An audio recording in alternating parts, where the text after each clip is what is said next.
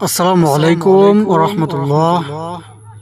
নেক আমলের কারণে দুনিয়ায় যে উপকার পাবেন এবং আখিরাতে যে পুরস্কার পাবেন। মানুষকে পরকালে আল্লাহ তাআলা শাস্তি থেকে মুক্তি দিবে তার নেক আমল এবং ভালো কাজের জন্য।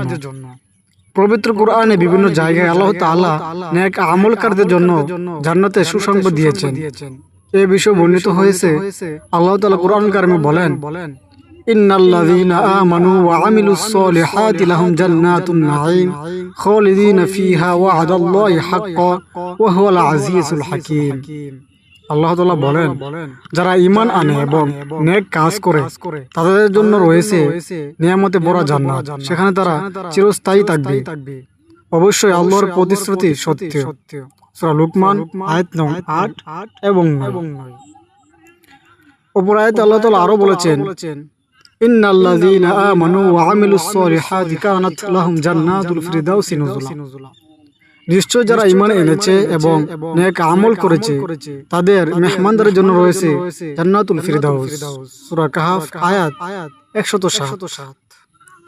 নেক আমল যত ছোট বা অল্পই হোক না কেন, এর প্রতিদান আল্লাহ তাআলা অবশ্যই দেবেন এবং এর প্রতিদান অনেক বড় দেবেন। এই বিষয়ে আল্লাহ তাআলা বলেন, ফামান ইয়া'মাল মিসকালা যাররাতিন খায়রান ইয়ারা ওয়া ইয়া'মাল মিসকালা যাররাতিন শাররান ইয়ারা। আল্লাহ তাআলা বলেন, কেউ অনুপরিমাণ সৎকর্ম করলে তা দেখবে এবং কেউ অনুপরিমাণ অসৎকর্ম করলে তাও দেখতে পারবে। সূরা জিলজাল আয়াত ৭ এবং ৮।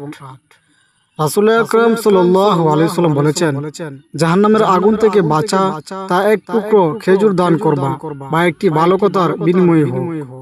আল্লাহ তাআলার আদেশ এবং রাসূল সাল্লাল্লাহু আলাইহি ওয়াসাল্লাম বলেছেন যে জাহান্নামের আগুন থেকে বাঁচতে হলে এতটুকু চেষ্টা করো। যেমন একটা ভালো কাজ হতে পারে একজনকে সাহায্য করা একটা খেজুর দ্বারা, বা একজনের সাথে ভালো ব্যবহার করা, এটাও কিন্তু একটি ভালো কাজ।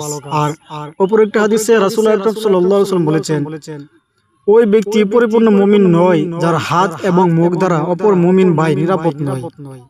তাই আমরা চেষ্টা করব মুমিন ভাইদের জন্য এবং মুমিন ভাইদের সাথে ভালো ব্যবহার করার এবং যথেষ্ট ভালো ব্যবহার করার জন্য।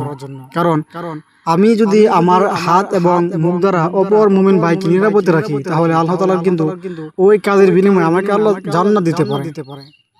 তাই আল্লাহ তাআলা আমাদের প্রতিটি মুমিন ভাই বোনদেরকে জান্নাতের আশায় দুনিয়ায় নেক আমল করা তৌফিক দান করুন। সেটি হোক বা ছোট বা বড়, অবশ্যই চেষ্টা করব নেক কাজগুলি করার। আল্লাহ তাআলা আমাদের সবাইকে প্রত্যেকটি মুমিন ভাই বোনদেরকে